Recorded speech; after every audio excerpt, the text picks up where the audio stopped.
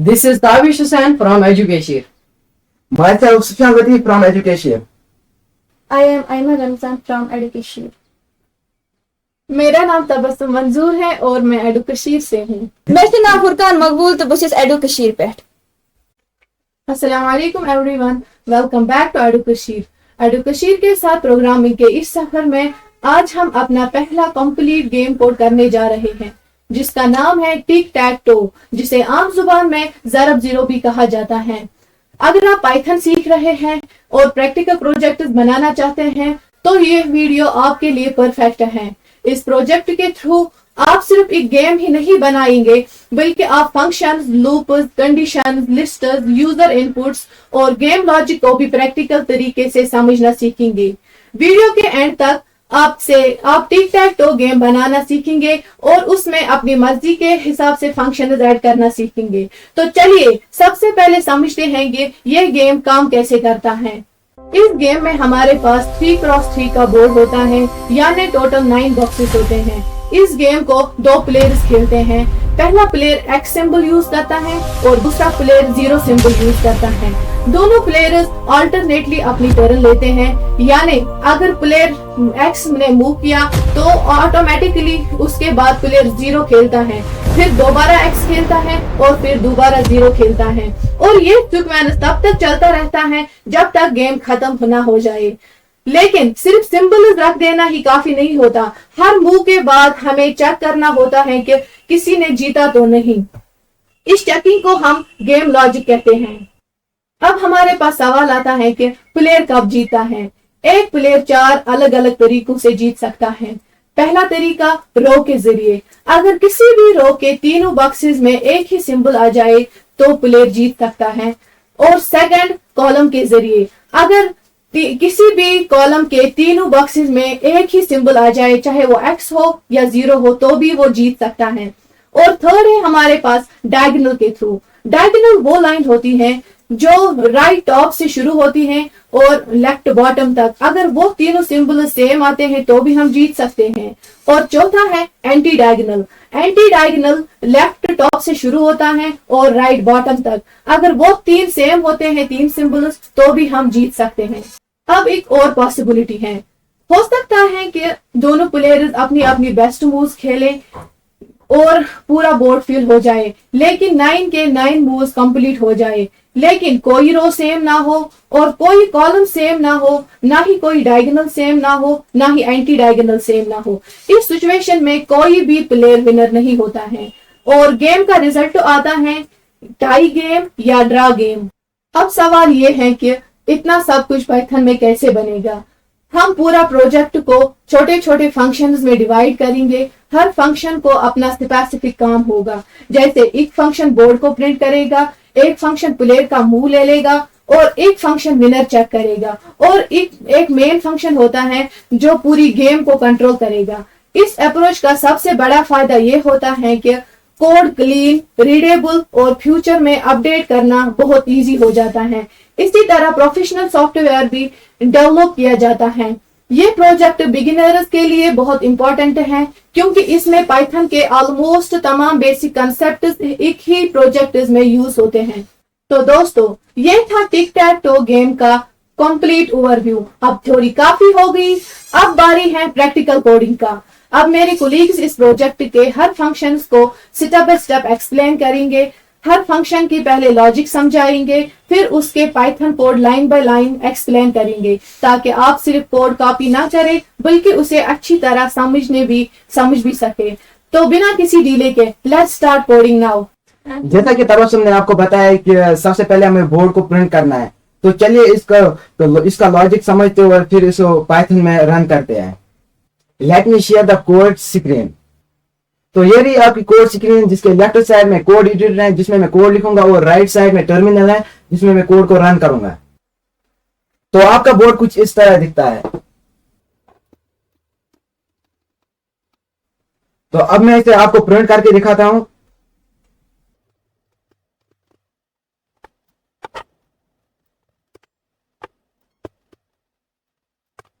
तो ये रहा आपका कोड, जो बिल्कुल भी बोर्ड की तरह नहीं दिखता है। तो तो चलिए अब मैं इसे फॉर लूप के जरिए रो बाय रो प्रिंट करता हूं, क्योंकि ये लिस्ट ऑफ लिस्ट है।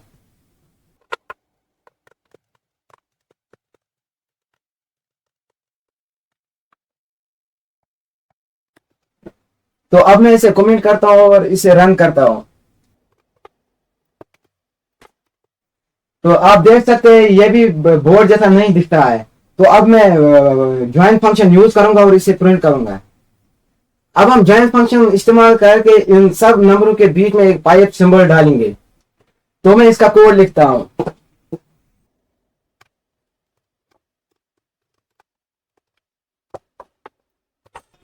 तो अब मैं इसे रन करके दिखाता हूं आपको। ये रहा इसका आउटपुट जो बिल्कुल बोर्ड की तरह दिखता है। तो अब मैं इसे पैकेज करता हूं एक फंक्शन में जिसका नाम प्रिंट बोर्ड है और मैं इसे इनपुट दूंगा एक बोर्ड। और अब मैं इसे कॉल करूंगा एक फंक्शन के जरिए जिसमें लिखना होता है एक फंक्शन का नाम और लिखना है इनपुट क्या है। तो अब इसे रन करके दिखाता हूं। तो यहां पर हमारा इंडेंटेशन एरर आया है, तो पहले मैं इसे फिक्स करता हूं।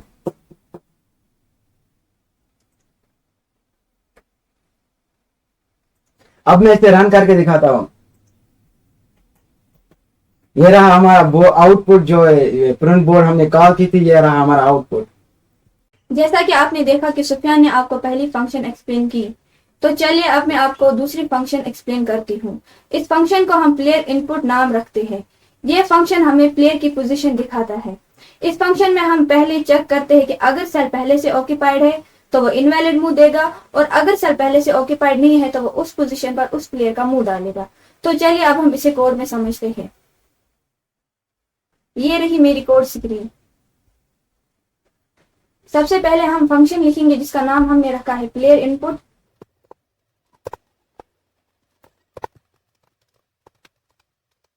इसमें हम 3 पैरामीटर्स देते हैं।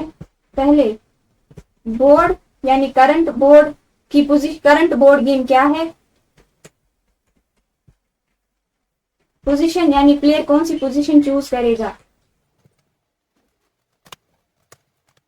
प्लेयर नाम यानी कौन से प्लेयर की टर्न चल रही है। उसके बाद हम चेक करेंगे कि अगर हमें प्लेयर की पोजीशन रो या कॉलम में देखनी है तो उसके लिए हमें 2 फार्मूला यूज करने पड़ते हैं। पहले हम रो के लिए देखेंगे।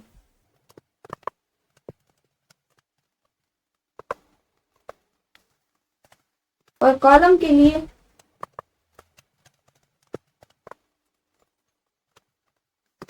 उसके बाद हम चेक करेंगे अगर प्लेयर 1 की टर्न है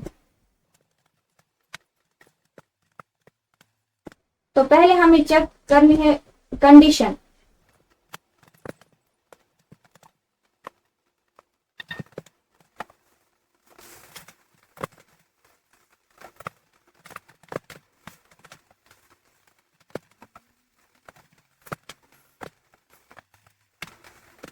ये जो मैंने लाइन लिखी है ये हमें बताती है कि अगर उस पोजीशन पर या तो 0 नहीं है और x नहीं है तो हम उस पोजीशन पर उस प्लेयर को x इनपुट देंगे। तो हम इस पोजीशन पर प्लेयर 1 को x असाइन करेंगे। अगर ये कंडीशन ट्रू नहीं हुई तो उसके लिए हम एल्स कंडीशन रखेंगे जो कि इनवैलिड मूव देगा। उसके बाद हम दूसरी कंडीशन चेक करेंगे। इस कंडीशन में हम चेक करेंगे कि अगर प्लेयर 1 की टर्न नहीं है तो इसका मतलब है कि प्लेयर 2 की टर्न है। इसमें भी हम पहले चेक करेंगे कि अगर पोजीशन, अगर बोर्ड में अगर पोजीशन रो या कॉलम में ना तो x है और ना तो 0 है तो हम उस पर प्लेयर 2 को 0 इनपुट देंगे। तो इसीलिए मैं इसी को कॉपी करूंगी।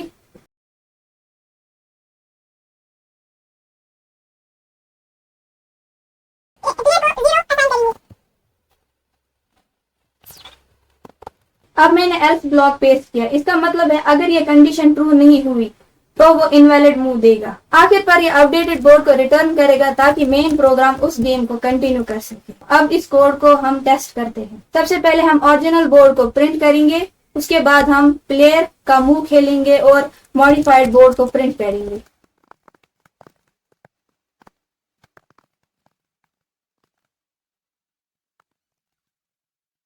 अब हम इस कोड को टेस्ट करेंगे। जैसा कि आप देख सकते हैं कि वहां पर प्लेयर 1 ने मूव खेला। इससे पहले हमारे दोस्तों ने बताया कि इस गेम में एक फंक्शन चक विन होती है। चलो हम इसका लॉजिक समझते हैं और फिर इसको पाइथन में कोड करते हैं। चक विन फंक्शन में दो पैरामीटर्स है, एक बोर्ड जो कि सोफियान ने पहले ही प्रिंट किया, पोजीशन जिसमें हम प्लेयर का जो लॉस्ट इनपुट है, जो प्लेयर ने जहां पर लॉस्ट सिंबल रखा होगा उसमें हम वो स्टोर करते हैं। जब भी कोई प्लेयर कहीं मूव करता है हमें वो चेक करना पड़ता है इस मूव की वजह से वो जीता तो नहीं या हारा तो नहीं, इसलिए हम चेक विन फंक्शन यूज करते हैं। चेक विन फंक्शन में हम मुख्तलिफ किस्म से चेक कर सकते हैं इस प्लेयर ने जीता तो नहीं। सबसे पहले हम चेक कर सकते हैं row wise, column wise, main diagonal wise और एंटी डायगोनल वाइज। अब हम इस कोड को लाइन बाय लाइन समझते हैं। ये रही मेरी कोड स्क्रीन। अब हम एक नई फंक्शन क्रिएट करेंगे जिसका नाम रखेंगे हम चेक विन फंक्शन। इसमें हम दो पैरामीटर्स देंगे, एक बोर्ड जो कि हमारे पास 3x3 बोर्ड है और पोजीशन। ये रही हमारी फंक्शन। अब हमको कैलकुलेट करना पड़ेगा रो एंड कॉलम। इसके लिए हमें एक फॉर्मूला यूज करना पड़ेगा। सबसे पहले हम रो कैलकुलेट करेंगे। हम रो को करेंगे पोजीशन जो है हमारे पास उसको माइनस करेंगे 1, पोजीशन -1, फ्लोर डिवीजन 3। ये इससे हम अब रो कैलकुलेट कर सकते हैं। अब हम कॉलम कैलकुलेट करना पड़ेगा सेम ऐसे ही, लेकिन जो हमने फ्लोर डिवीजन यूज किया उसके बदले हम मॉड्यूलस यूज करना पड़ेगा। इस फ्लोर के बदले मॉड्यूलस। सपोज कोई प्लेयर अपना जो सिंबल है वो 5 पर डालता है तो हमें चेक करना पड़ेगा ये 5 की पोजीशन क्या है, बोर्ड पे 5 का कोऑर्डिनेट क्या है। जो सबसे पहले हम रो -1 करेंगे, पोजीशन -1, वो 4 आएगा, 5 -1 4 और फ्लोर डिवीजन 3 तो वो आएगा 1। तो जो रो है वो बराबर आया 1 को। अब जो कॉलम निकालना है सेम ऐसे लेकिन मॉड्यूलस यूज करना है, 5 -1 4 मॉड्यूलस 3 वो 1 आता है। तो अब हमें पता चलता है जो 5 है ये बोर्ड के 1,1 कोऑर्डिनेट पर है। अब हमें चेक करना पड़ेगा कि प्लेयर जीता तो नहीं, इसलिए हम सबसे पहले रो वाइज चेक करेंगे। हम पहले इफ लिखेंगे, इफ बोर्ड और 0 से हम स्टार्ट करते हैं क्योंकि इंडेक्सिंग 0 से स्टार्ट हो जाती है। हम इसको डबल इक्वल करेंगे, बोर्ड रो, अब 1, फिर से डबल इक्वल बोर्ड रो 2। इससे हम जो है रो वाइज चेक कर सकते हैं ना कि कॉलम वाइज। अब हमको कॉलम वाइज चेक करते हैं। यहां पर हमारी एक मिस्टेक हुई थी, यहां पर हमने चेक इन लिखा था, हमें विन लिखना था, इसलिए हम ई के बदले डब्ल्यू लिखेंगे तो ये करेक्ट है। अब मैं कॉलम वाइज चेक करता हूं। हम लिखेंगे बोर्ड, हम लिखेंगे अब 0। उसमें हम पहले लिखते थे रो, इसमें हम पहले कॉलम नहीं लिखेंगे, इसमें हम बाद में कॉलम लिखेंगे, पहले हम इंडेक्स करेंगे। Column double equal to board, अब हम 1 करेंगे इंडेक्स, फिर से कॉलम, फिर से डबल इक्वल बोर्ड 2 कॉलम। ये जो है इससे हम करेंगे रो वाइज और कॉलम वाइज चेक। अब हमको जब इनमें से कोई भी कंडीशन ट्रू हो तो ये रिटर्न क्या करना चाहिए, ट्रू। अब अगर इन दोनों में से कोई कंडीशन ट्रू नहीं हुई तो हम और एक तरीके से चेक करेंगे, मैन डायगोनल और एंटी डायगोनल। हम लिखेंगे इफ बोर्ड, हमको इस टाइम हमको कॉलम या कुछ नहीं लिखना है, इस टाइम सिंपल बोर्ड लिखना है। सबसे पहले हम करेंगे मैन डायगोनल चेक। इसके लिए हम करते हैं सबसे पहले 0 0, क्योंकि इस ऐसे हमको चेक करना पड़ता है तो जो पहला आता है वो 0 0 आता है।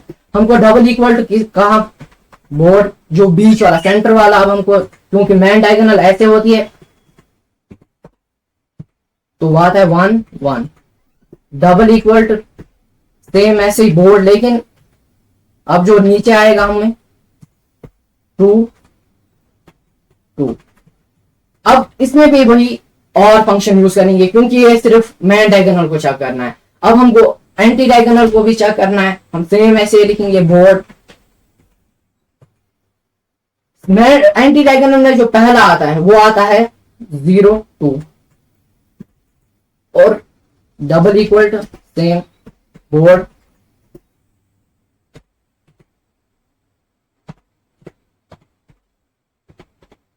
वो आएगा 1 1 क्योंकि सेंटर वाला है। डबल इक्वल बोर्ड इस टाइम क्या आएगा 0 2 भी हमने लिखा, 1 1 भी लिखा, अब एक बचता है वो है 0 1 0 1 नहीं 2 0 सॉरी। ये रही हमारी दूसरी भी। अब हमको भी ये रिटर्न करना है। अगर ये इन दोनों में से भी कोई भी ठीक रही तो हमको रिटर्न करना है ट्रू। रिटर्न मैंने यहां पर बहुत से मिस्टेक्स किए हैं, जैसे कि मैंने बोर्ड के बाद स्पेस डाली है, क्योंकि इंडेक्सिंग में बोर्ड के बाद हम स्पेस नहीं डाल सकते, तो हम ये रिमूव करते हैं सबसे पहले। अब हम जो रिटर्न ट्रू है इसका इंडेंट भी हमने गलत किया था, क्योंकि इसके अंदर आना चाहिए, इसलिए हमने ये भी ठीक कर दिया। अब हमको इन दोनों में से अगर कोई भी नहीं ट्रू हुआ तो हम एक और फंक्शन लिखनी पड़ेगी। फंक्शन नहीं तो हम रिटर्न फॉल्स करेंगे, इसका मतलब कि कोई नहीं जीता, अब तक कोई नहीं जीता। अब मैं इसमें एक शॉर्ट समराइज करता हूं कि हमने 4 तरीकों से चेक किया कि जीत कैसे सकते हैं। एक तो row wise, column wise, main diagonal and anti diagonal. अगर इन चारों में से कोई भी ट्रू है तो ये रिटर्न ट्रू कर देगा, अगर नहीं तो ये रिटर्न फॉल्स कर देगा। जैसे कि मेरे कलीग्स ने आपको गेम की इंट्रोडक्शन दी और सारे फंक्शंस को अच्छे से एक्सप्लेन किया। अब लास्टली जो गेम का मैन लूप आता है और स्कोरिंग आता है मैं उसको एक्सप्लेन करूंगी। उसमें हम सबसे पहले वेलकम मैसेज को प्रिंट करेंगे और उसके बाद हम दोनों प्लेयर्स के नेम्स को इनपुट करेंगे और उसके बाद हम दोनों प्लेयर्स के स्कोर्स को हम इनिशियली 0 रखेंगे और उसके बाद हम एक और वेरिएबल का यूज करेंगे जिसका नाम हम गेम नंबर रखेंगे, जो कि गेम नंबर को ट्रैक करेगा। उसके बाद हम वाइल लूप का यूज करेंगे। वाइल लूप का यूज हम इसलिए करेंगे क्योंकि अगर गेम खत्म होने के बाद प्लेयर्स फिर से गेम खेलना चाहेंगे तो वो फिर से खेल सकते हैं। इससे जो ये गेम है वो इन्फिनाइटली चलेगा। उसके बाद हम कंडीशंस चेक करके अगर कोई किसी प्लेयर ने गेम जीती है तो उसकी स्कोर में इंक्रीमेंट होगा। अगर 9 मूव्स हुए हो तो और कोई भी विन नहीं हुआ हो तो हम जो लास्ट में जो एल्स ब्लॉक है वो एग्जीक्यूट होगा, वहां पे प्रिंट होगा नोबडी विंस और टाइम में भी इंक्रीमेंट होगा और इसी तरह से हर गेम के बाद जो स्कोर है वो डिस्प्ले होगा और ऐसे ही पूरी गेम कंप्लीट होगी। अब मैं ये सब कोड विंडो पे आपको कोड करके दिखाऊंगी। अब हम प्लेयर्स के स्कोर्स को इनिशियली 0 रखेंगे।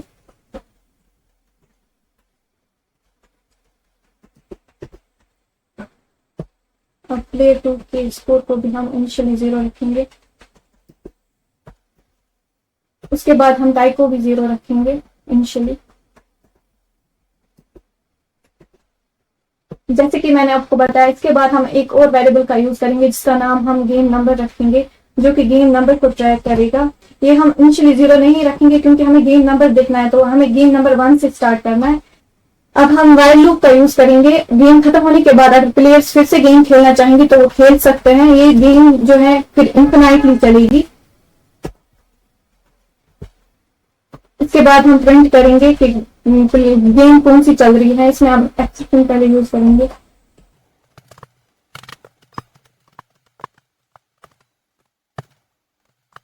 इसके बाद जब गेम खत्म होगी तो इसमें एक इंक्रीमेंट होगा।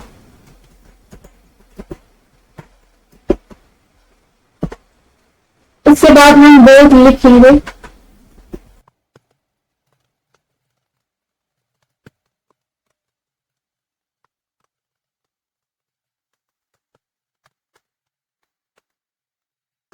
इसके बाद हम इस फंक्शन को कॉल करेंगे।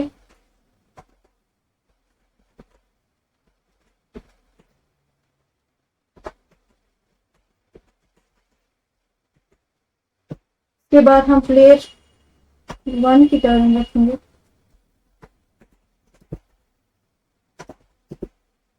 उसके बाद हम 9 मूव का लूप क्रिएट करेंगे फॉर आई इन रेंज 9। इसके बाद अगर प्लेयर 1 की टर्न होगी, if player number is equal to, तो वो अपने हिसाब से कोई भी पोजीशन पे एंटर करेगा।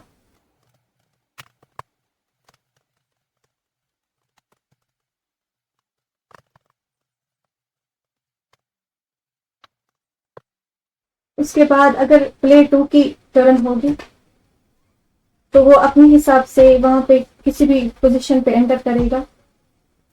तो हम यही यहाँ पे कॉपी करेंगे, इसमें बस हमें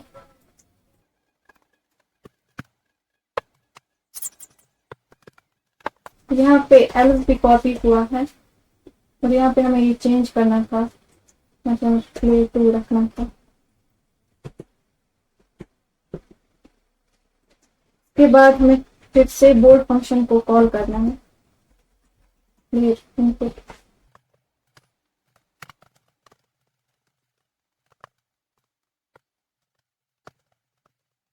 उसके बाद हमें अकॉर्डिंग टू कंडीशन देखना है, अगर प्लेयर 1 ने जीता हो तो उसके लिए प्रिंट होगा प्लेयर 1 विंस और उसके स्कोर में एक इंक्रीमेंट होगा। उसके लिए हम ये वाली फंक्शन यूज करेंगे, इफ चेक विन। इसमें हम 2 पैरामीटर्स रखेंगे, बोर्ड का पोजीशन। इसमें हम प्रिंट करेंगे अगर प्लेयर 1 ने जीता हो तो उसके लिए प्रिंट होगा प्लेयर 1 विंस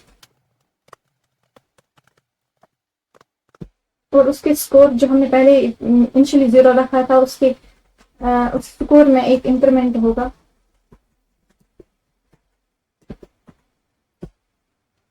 उसके बाद अगर प्लेयर 2 ने जीती गेम तो उसके स्कोर में भी ऐसे ही इंक्रीमेंट होगा और वो वहां पे प्रिंट होगा प्लेयर 2 विंस। और प्लेयर 2 के स्कोर में भी इंक्रीमेंट होगा।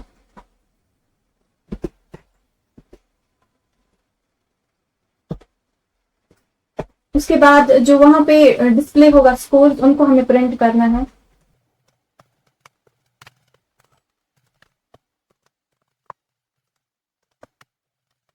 अब हम यही कॉपी करेंगे, यही हम प्ले 2 के लिए लिखेंगे। यहाँ पे बस हम प्ले 2 को यहाँ पे चेंज करना था।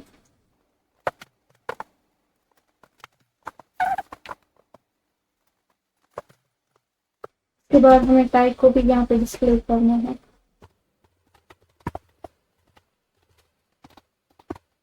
और सबसे लास्ट में अगर 9 मूव्स हो गए हो और फिर भी कोई विन नहीं हुआ हो, उसके लिए हम ये एल्स वाला ब्लॉक लिखेंगे और फिर यही एग्जीक्यूट होगा और वहां पे प्रिंट होगा नोबडी वन।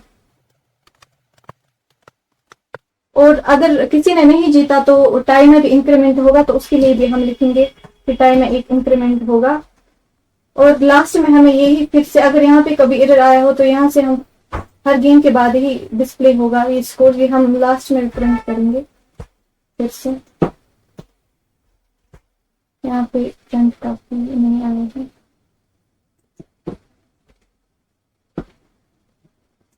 ऐसे ही हर गेम के बाद ये जो स्कोर का डिस्प्ले है यहाँ पे डिस्प्ले होगा और ऐसे ही हमारी गेम जो ये कंप्लीट होती है। यहाँ पे पोजीशन की जो स्पेलिंग है वो गलत आई है, हम इसको ठीक करेंगे। उसके बाद हम यहाँ पे कोड को चेक करेंगे। अब हम इस कोड को फिर से रन करेंगे।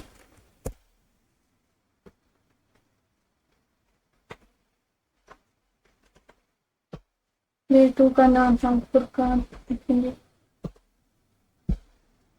अब हमारे सामने जो आप देख सकते हैं यहाँ पे कोड बोर्ड आया है। तो यहाँ पे हमें पोजीशन एंटर करना है। यहाँ पे हमें माइनर मिस्टेक्स हुए हैं कुछ, हम इनको पहले यहाँ पे डिबग करेंगे। सबसे पहले हमें यहाँ पे मिस्टेक हुए हैं कि हमें यहाँ पे प्लेयर नंबर भी रखना था। तो यहाँ पे हम प्लेयर नंबर रखेंगे, नंबर इज इक्वल टू 1। और उसके बाद यहाँ पे भी हमें यही मिस्टेक हुई है कि हम यहाँ पे कॉपी करेंगे।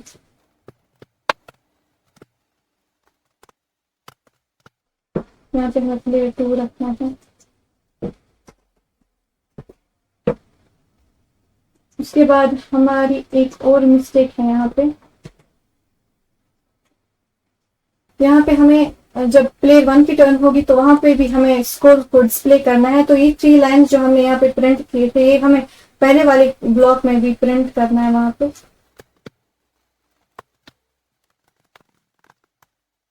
यहाँ पे हमें ब्रेक का यूज करना है ताकि जब गेम खत्म होगी तो ये यहाँ से लूप से बाहर आएगा।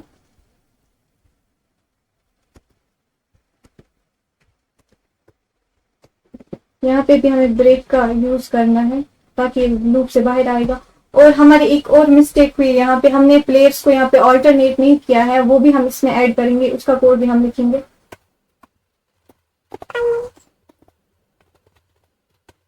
तो यहाँ पे प्लेयर 2 आएगा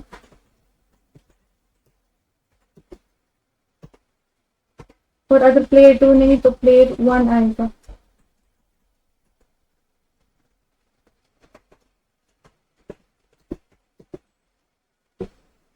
अब मैं इस गेम को रफली चेक करूंगी, उसके बाद हम ये गेम खेलेंगे।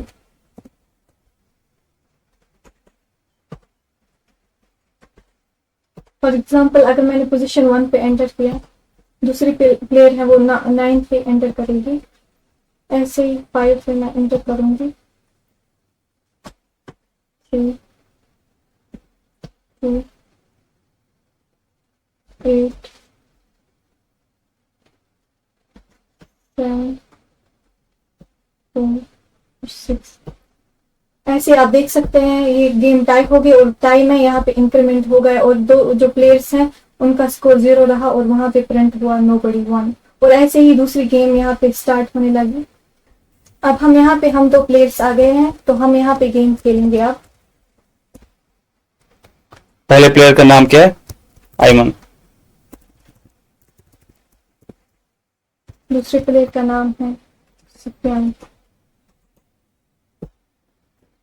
तो मैं यहाँ पे प्लेयर 1 हूँ आयमन, तो मैं 1 पे यहाँ पे एंटर करूंगी। सुफियान ने 5 पे खेला। मैंने 9 पे यहाँ पे एंटर किया। सुफियान प्लस सोच में है। सुफियान ने 3 पे खेला। 3 पे एंटर किया, तो मैं 7 पे यहाँ पे एंटर करूंगी। इसने 4 पे एंटर किया, तो मैं 6 पे यहाँ पे एंटर करूंगी।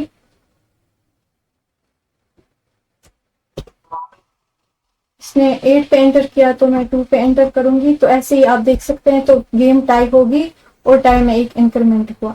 अभी हम लोग गेम को स्टॉप करते हैं क्योंकि पहला आयमन ने खेला था, अभी पहला सुफियान खेलेगा। Let's run again. तो पहला नाम हम लोग सुफियान का रखते हैं और सेकंड नेम आयमन का रखते हैं। अब सुफियान कहाँ पे एंटर करना चाहेगा वो बताएगा।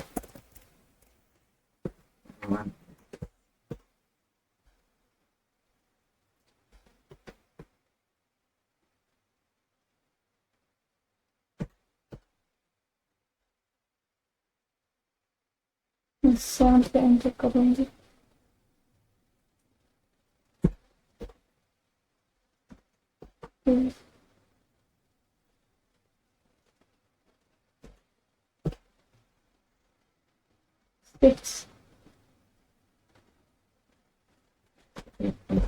ऐसी ही गेम फिर से टाइप हो गई, टाइम में इंक्रीमेंट हुआ। जैसे कि आपने देखा हमने पूरी गेम कंप्लीट की। We hope you guys really enjoy it. We are a future programmer from Education.